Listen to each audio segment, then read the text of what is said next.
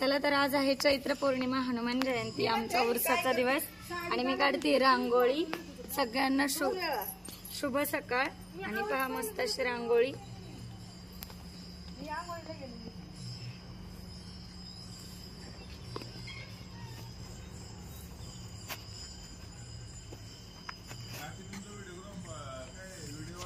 मग तो घरी तोच घेतो मग काय।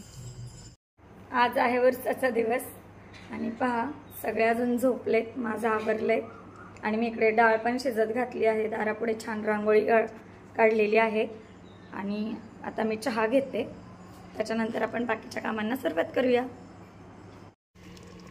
आणि इथे पहा डाळ शिजून घेतलेली आहे, गोळ घालून घेतलाय मस्त। आता डाळ परतून झाली लगेच गरम गरमच वाटायला घ्यायचे आपल्याला। आता हे चांगलं सुकून देऊया, गुळाला पाणी सुटलंय, थोडासा तेलाचा टिपकाही घातलाय। चुलीत कांदा वाटण्यासाठी भाजून घ्यायचा, खोबरं।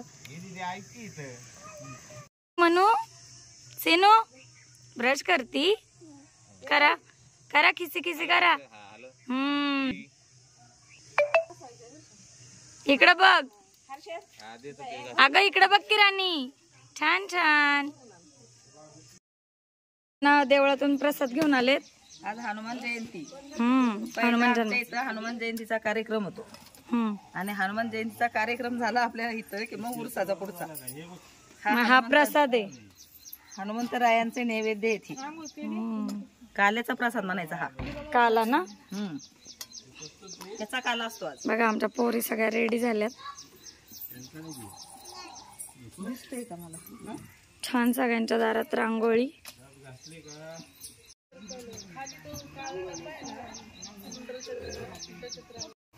हे बघा पुरण छान सुकलंय आणि मस्त रंग आलाय।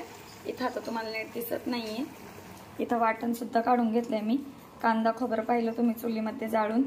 इथं थोडीशी डाळ आणि हे येळवणी काढून ठेवलंय, मस्त आमटीला फोडणी द्यायची। ताजा ताजा आता झाडाचा कढीपत्ता आणते, आई मळतायत पीठ।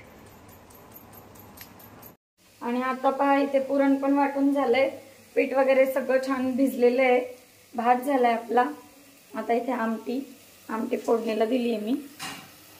हे पहा वाटण आपलं छान परतलंय, चुलीवर भाजल्यामुळे फोडणीत लसूण कढीपत्ता भरपूर घातलाय, ताजा गावरान कढीपत्ता। आणि आता हे येळवणीचं पाणी जे आपण ठेवलंय ते, म्हणजे आपली आमटी सुद्धा छान आता होईल गॅसवर पटकन। आणि 7:30च वाजलेत आणि ऊन दाखवते तुम्हाला बाहेर। आईंना आमच्या बसून जास्त जमत नाही, तर त्या इथं भजी करायची आहे, तर कांदा चिरतायत उभा। इथे पहा मेथी निवडून ठेवली आहे, झटपट अगदी पूर्णावरणाचा स्वयंपाक। लगेच आता मेथी सुद्धा टाकून घेते मी शिजायला, स्वच्छ धुवून घेऊयात। महत्वाचा नैवेद्य हे आंबील केलंय ताईंनी, तांदळाचं पीठ वाटून त्याच्यामध्ये कैरी किंवा काय टाकतात ताई, काही आंबट ना, दही नाही तर कैरी। आणि हाच खरा देवाला घुगरे आणि आंबील नैवेद्य असतो। पुरणपोळीचं निवड हे शिजवले हा आणि पुरण। जवळपास सगळा स्वयंपाक माझा रेडी झालेला आहे, आता फक्त नैवेद्य पुरण म्हणजे पोळ्या राहिल्यात। हे पहा मेथी केली, इथे आम्हाला गुळवणी लागतं, कोणाला आवडतं ते दूध घेतात। आणि इथे काही नैवेद्याची बिना कांद्याची भजी आणि ही कांदा भजी, पापड, कुरडई आणि पूर्ण आमटी। हे पहा मस्त तर्रीदार आमटी, येळवणीची आमटी, भात, सगळा स्वयंपाक रेडी आहे। आता फक्त पोळ्या लाटायच्या म्हणजे आपण नैवेद्य दाखवायला रेडी।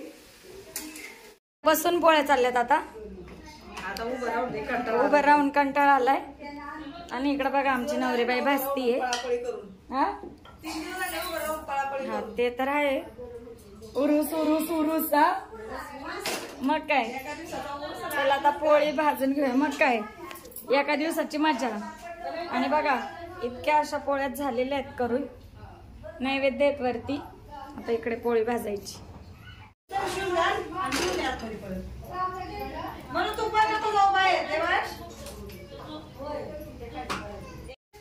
हा का पोळी फुगली आहे टम्म। आणि असं दाखव ग वाटीने कसं तेल लावायचं, म्हणजे एकसारखं लागतं। वाटीच्या बुडाने लावायचं असं तेल, बा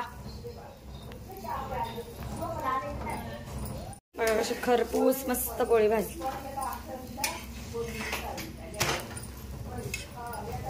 अशाच सगळ्या पोळ्या फुगतात ताईंच्या, है ना कविता? प्रचंड ऊन येते तर त्यासाठी ते पडवतायत थोडासा,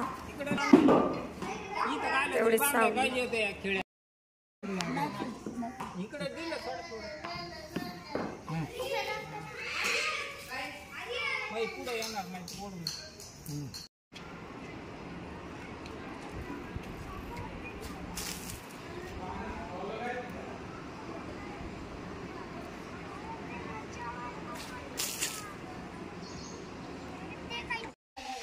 शिवाय बघा आमचा कसा बघतोय, हे बघ बघ इकडून, चल गुड्डू.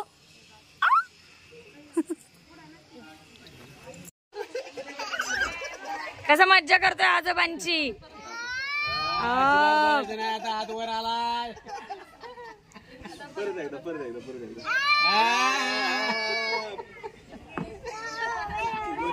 एवढी मस्ती करतोय तेव्हा का मस्ती.